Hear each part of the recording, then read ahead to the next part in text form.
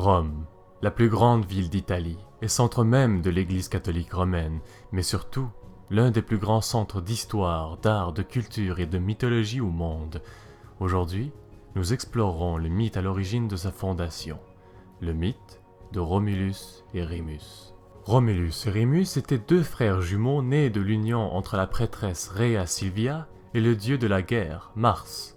Si on se fie aux œuvres de l'historien romain Titus Livius, plus connu sous le nom de Tite-Live, Mars aurait rendu visite à la prêtresse lors d'un rêve et lui aurait fait cadeau des deux jumeaux.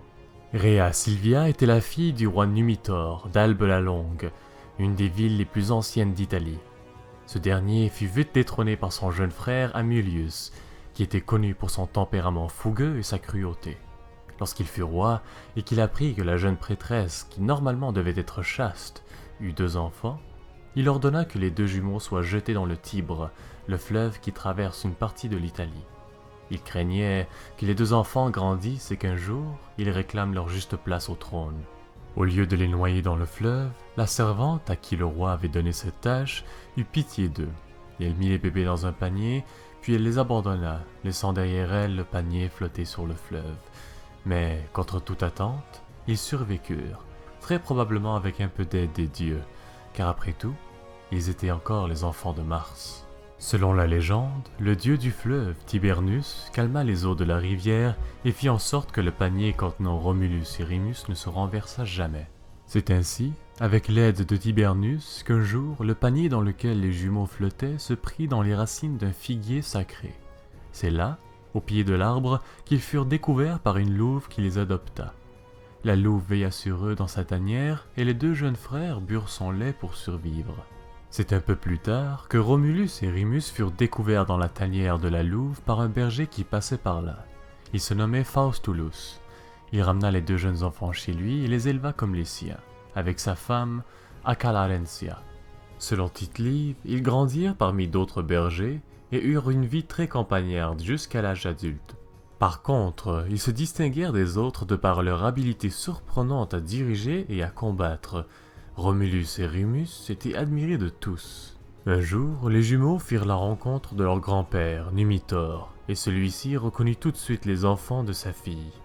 Ensemble, ils retourneront à Albe la Longue et tueront Amulius, et restaureront Numitor sur le trône. Cependant, Romulus et Rémus voulaient fonder leur propre ville.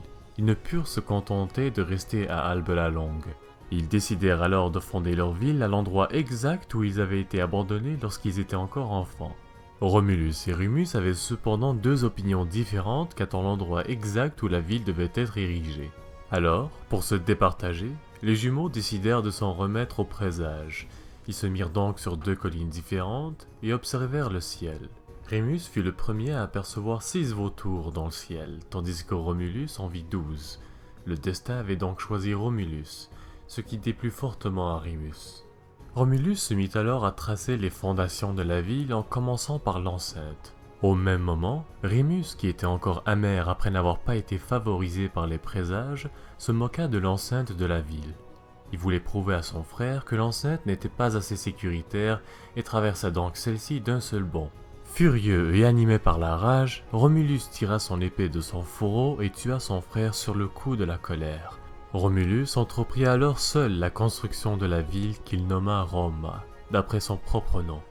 C'est ainsi, selon la légende, que la ville de Rome fut créée, et que Romulus en devint le premier roi.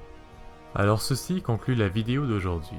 Merci tout le monde de l'avoir visionnée, en espérant qu'elle vous aura plu.